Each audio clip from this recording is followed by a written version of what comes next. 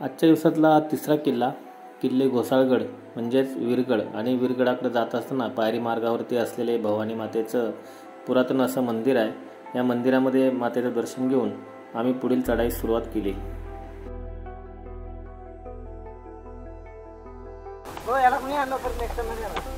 पायरी मार्ग आहे हा किल्ले घोसाळगडचा।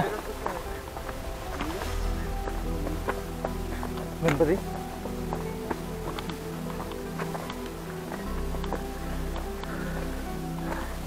गाडी इथपर्यंत येते।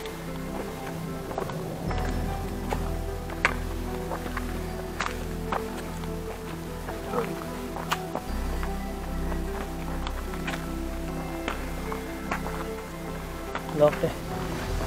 कसलं मंदिर आहे? बंद आहे। गणपती मंदिर परंतु लॉक आहे, सध्या टाळा आहे। घोसाळगडच्या पायथ्याशी असलेले हे स्वयंभू गणेश मंदिर आहे। प्रशस्त असं गणेश मंदिर आहे। खरं दर्शन घ्यायला जमलं नाही आम्हाला, याला कुलूप असल्यामुळे, मंदिराला कुलूप असल्यामुळे गाभाऱ्यामध्ये आम्हाला प्रवेश भेटला नाही।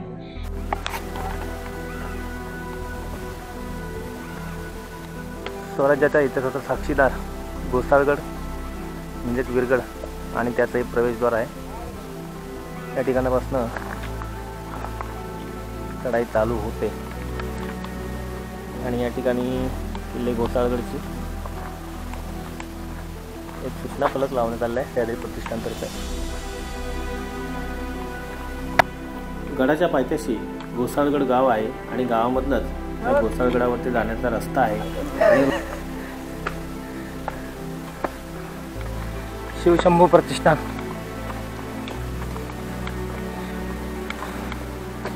शिवशंभू प्रतिष्ठानने इथे एक फलक लावलेला आहे। आपण अवचितगडवरती पाहिलं शिवशंभू प्रतिष्ठानचं जे संवर्धनाचं काम चालू आहे, अतिशय छान असं काम चालू आहे। आणि किल्ल्याचं पहिलं प्रवेशद्वार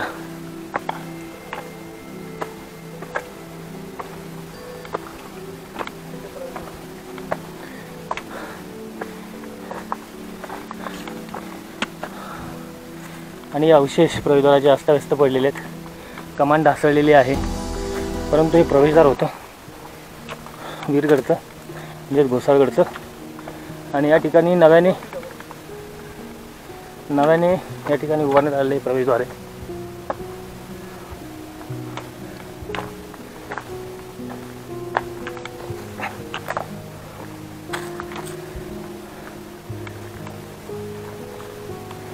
आणि एक प्रवेशद्वारावरील हे काही शिल्प आहेत, व्याघ्रशिल्प म्हणतात त्याला। या ठिकाणी सुरक्षित ठिकाणी त्यांना ठेवण्यात आलेले। बाकीचे जे अवशेष आहेत ते मात्र विखुरलेले आहेत, अस्ताव्यस्त पडलेले आहेत।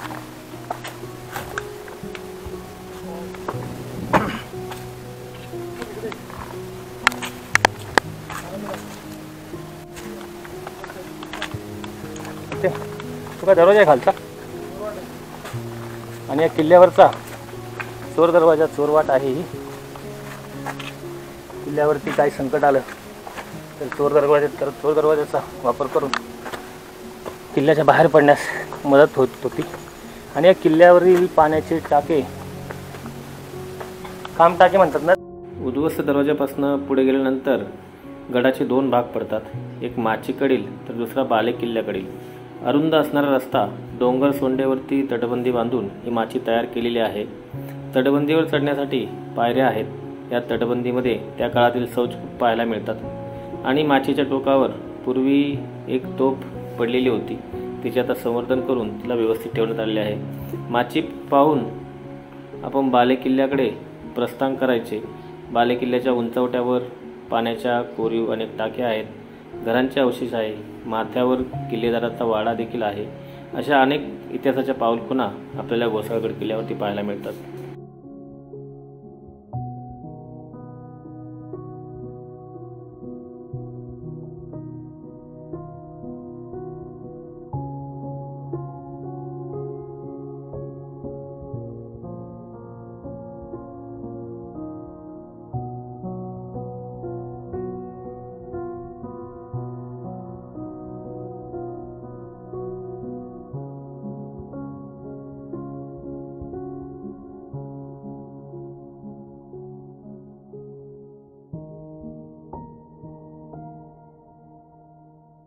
बाले किल्ल्याकडे आता चाललेलो आहे आणि बाले किल्ल्याकडे जाणाऱ्या पायरी मार्ग तो सुद्धा या गवतामुळे दिसेनासा झालेला आहे, परंतु त्यामधनं वाट काढत आपण बाले किल्ल्याकडे जाणार आहे. तिथे शिवलिंग आहे, एक गुफा आहे, त्यानंतर पाण्याच्या टाक्या आहेत. असं काहीसं पाण्यासारखं अवशेष किल्ल्यावरती आहेत. बाले किल्ल्याकडे जात असताना उजव्या हाताला एक टाक्यांचा समूह आहे. 2 पाण्याच्या टाक्या त्या ठिकाणी आहेत.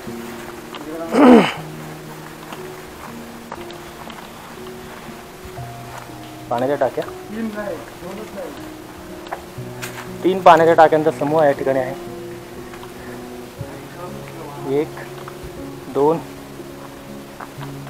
आणि 3.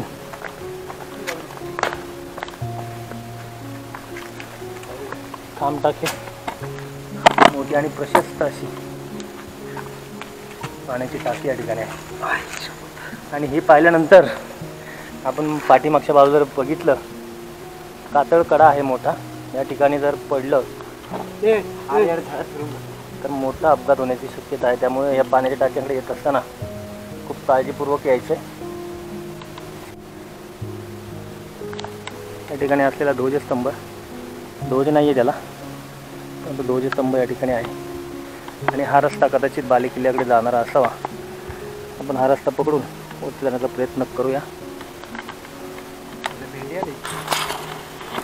खतरनाक आहे बाबा, खतरनाक.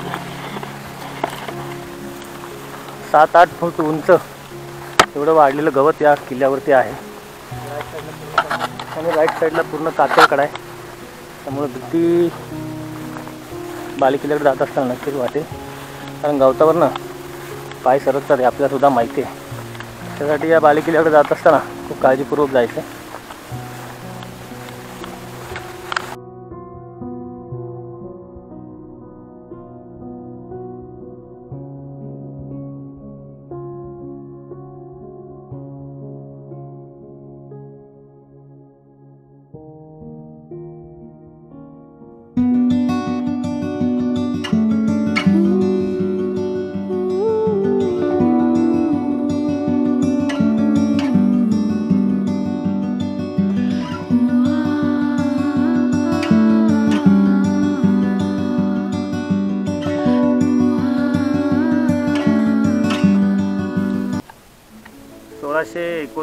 मध्ये सिद्धीने घोसाळगडला वेढा दिला होता, परंतु छत्रपती शिवाजी महाराजांनी अफजलखानाचा वध केल्याचं समजल्यावर सिद्धीने इथला वेढा हटवला.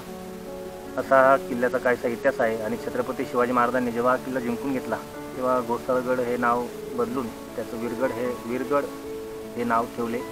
असा हा किल्ल्याचा काहीसा इतिहास आहे. व त्यानंतर आंग्रे मराठे यांनी अनेकांनी या किल्ल्यावरती राज्य केलं आहे. 1818 मध्ये कर्नल प्रॉथरने हा किल्ला पुन्हा मराठ्यांकडून जिंकून घेतला. असा हा किल्ल्याचा काहीसा इतिहास आहे. आणि या ठिकाणी चाललेल्या बंदरांवरचे व्यापारी मार्ग, या बंदरांमधून येणारा माल हा घाटवाटांमार्गे घाटावरती नेला जात होता. त्यासाठी त्या घाटवाटांवरती व्यापारी मार्गांचं लक्ष देण्यासाठी या किल्ल्याची खरीतर निर्मिती करण्यात आली होती. हा किल्ला कोणी बांधला याची माहिती खरीतर इतिहासामध्ये उपलब्ध नाही आहे. या किल्ल्याची उंची जवळपास 300 मीटर एवढी समुद्र सपाटीपासून घोसाळगड किल्ल्याची उंची आहे. आणि या किल्ल्यावरती बघण्यासारखे पाण्याचे टाके आहेत. त्याच्यानंतर शिवलिंग आहे, काही गुफा आहेत. असा काहीसा अवशेष या किल्ल्याचे अजूनही किल्ल्यावरती पाहायला भेटतात. किल्ल्यावरती मोठ्या प्रमाणामध्ये गवत आणि झाडी असल्यामुळे बराचसा भाग आपल्याला त्या ठिकाणी दिसत नाहीत. अवशेष बरेचसे आपल्याला दिसत नाहीत. आणि मुख्य म्हणजे या किल्ल्यावरती जास्त राबता नाही आहे, पर्यटक जास्त या किल्ल्यावरती येत नाहीत. त्यामुळे इथल्या ज्या वाटा आहेत त्या आपल्याला शोधाव्या लागतात, मळलेल्या वाटा नाही आहेत. असा काहीसा आम्हाला आलेला या किल्ल्यावरचा अनुभव आहे. अनेक प्रतिष्ठानने या ठिकाणी मार्ग दाखवणारे फलक या किल्ल्यावरती लावलेले आहेत, परंतु बराचसा भाग अजून अज्ञात असावा असा एक अंदाज या किल्ल्याचा जो भौगोलिक स्थान बघता असं लक्षात येतं. अनेक माहिती, अनेक अवशेष या किल्ल्यावरती अजूनही भेटू शकतात.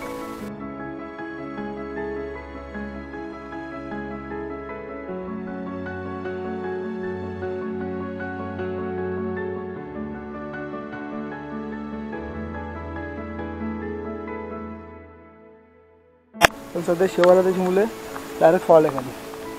किल्ल्यावरची आणखीन एक टाकी आहे, परंतु खूप धोकादायक असा रस्ता या ठिकाणी आहे. बाजूला कातळ कडा आहे, या ठिकाणी अपघात होण्याचे जास्त चान्सेस आहेत. त्यामुळे इथे येताना खूप संभावना येते. गवत जवळपास 7 ते 8 फूट उंच एवढं गवत वाढलेलं आहे. आणि या ठिकाणावरून आम्ही टाकी पाहून तर पुन्हा शिवलिंग आहे तिकडे जाणार आहे. नंतर तोफ पाहिजे आपल्याला आणखी किल्ल्यावर. घे ना, घे माझं.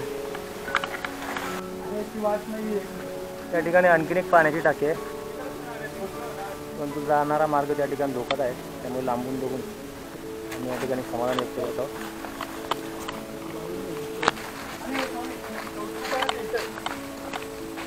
शिवलिंगाचं दर्शन घेऊन आपण आता तोफ बघायला जाणार आहोत. बाले किल्ला आहे. बाले किल्ल्यावरती फारसे अवशेष नाही आहेत, परंतु एक सौजकूप आहे, ते देखील आपण बघणार आहोत.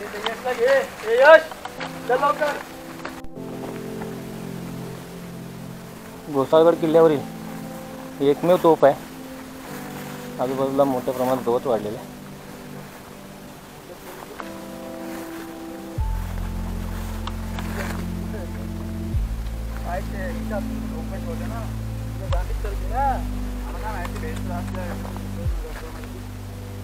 आणि हा बुरुज, त्या बुरुजावरती असलेली ही तोफ आहे.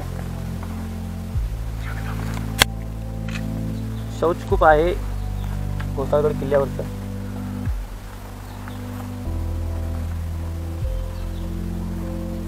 इथं बसता तुम्ही जाणार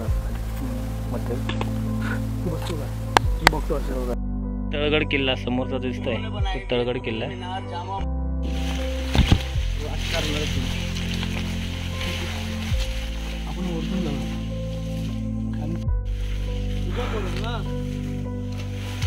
वास्तूचे अवशेष किल्ल्यावरती मोठ्या प्रमाणात आहेत. गवतामुळे खरं तर ते आता दिसणार नाहीत, परंतु या ठिकाणी अनेक दगड, वास्तूंचे दगड किंवा अवशेष अनेक विखुरलेले आहेत. कोठाराकडे आपण आता आलेलो आहे. ही जी वास्तू दिसते हे दारुगोळा कोठार आहे. पायरी मार्ग आहे. वास्तू देखील मोडकळीत आली आहे.